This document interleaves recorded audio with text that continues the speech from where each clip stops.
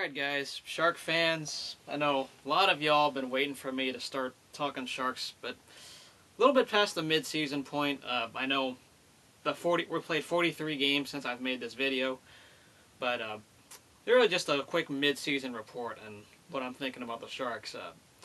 Yeah, we've had a 4-game losing streak, and yeah, it hasn't been cool. I don't know if it's just a matter of bad timing or what, but it seems that we faced a hot goalie whenever the last 4 games in our losing streak. Whether it's Jonas Hill or whether it's Ryan Miller. I mean, goodness, they've only scored 1 goal in the last 3 games. However, they didn't play very horribly in those games. It was unfortunate the shots didn't go in. I think they had their chances and they just couldn't take advantage of them. But for the most part, we did outshoot the Ducks, and Jonas Hiller just carried them last night against Anaheim. But going on with the Sharks, there's a lot of holes, I think, on the defense. You know, this is the one good thing about being down right now, is we know that the Sharks are not built for the regular season like those past teams were. This is not that regular season dominating team that you saw 2 years ago that's going to just fall one and done in the playoffs. This is not that team. That's the good news about the Sharks team. Of course, the bad news is right now they're actually down in the Western Conference, and if the season ended today, they'd be out. Which, obviously, that's not a good sign, but the season is far from over. What we do know is that we were expecting a downgrade in goaltending, and we expected that with Niemi and Niittymaki both playing as goaltenders. For the most part, though, surprisingly, even though Antti Niemi started slow, he does provide the best chance to win for the Sharks. And I got to give props. He did carry the Sharks, and even the defense played all right the last few games, keeping the opponents at bay. But somehow the offense, when the offense doesn't click, the defense steps it up, and when the offense clicks, the defense does not step it up. We still have a very mediocre blue line. Putting these farm guys and homegrown players like Jason Demers and Derek Jocelyn, and even in the forward position, and Ben Ferrerio, we have all these farm guys coming up when there's been injury. The Sharks are going to need a defenseman if they want to really win. If Doug Wilson's in a win-now situation, the Sharks would trade for a defenseman or make some kind of big trade, give up a lot or something, if they want to win now. But if they're building for the future, then we'll see what happens at the deadline. If nothing happens at the trade deadline, then we know Doug Wilson is building for the future and just letting these kids grow. And in the short term, maybe he's building for Alex Stalock in a couple years to come up and be our future goaltender. Who knows?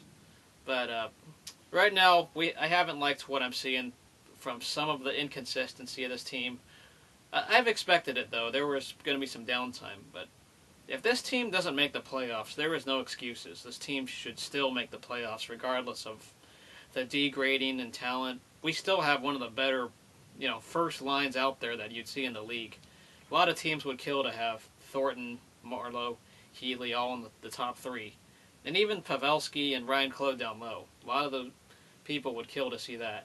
As well as Logan Couture, who I'll explain just a bit that he's right now playing like a Calder Trophy candidate. Yeah, I like that he scores on the road. And remember, he's the guy that we eventually drafted when we traded Vesa Toskala for a draft picks. We traded up, got Logan Couture, waited a few years, and now he's playing very well for a rookie in his first full season. So I like what I'm seeing there from him. This also makes some of our other guys expendable. So at the trading deadline, if we're in a win-now situation and Doug Wilson wants a cup this year, he needs to trade Devin Setaguchi, I think, or Ryan Clough. One of the two, I think, are expendable. We need to get a defenseman.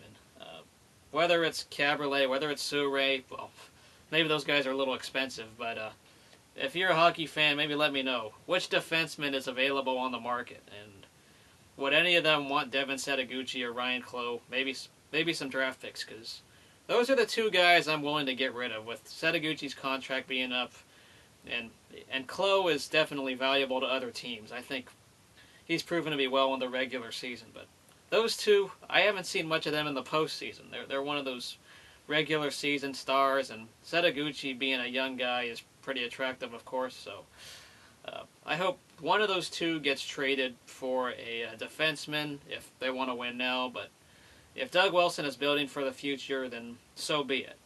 Just let me know what you guys think. Shark fans, also you'll see an Oakland Raider video later this month.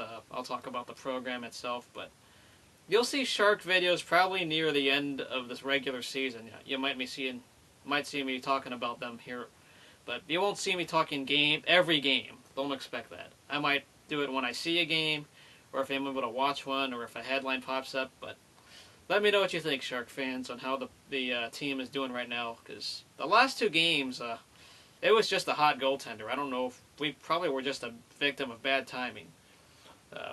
I'll be at the game on March 8th against the Nashville Predators, so I'll be up in the nosebleeds. So at least I'm going to a game this year. You'll see highlights or some sights and sounds when I go to that game in March.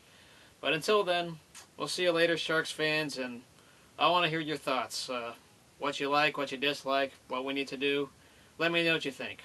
We'll see y'all later, and always, let's go Sharks, as always. So, we'll see you later.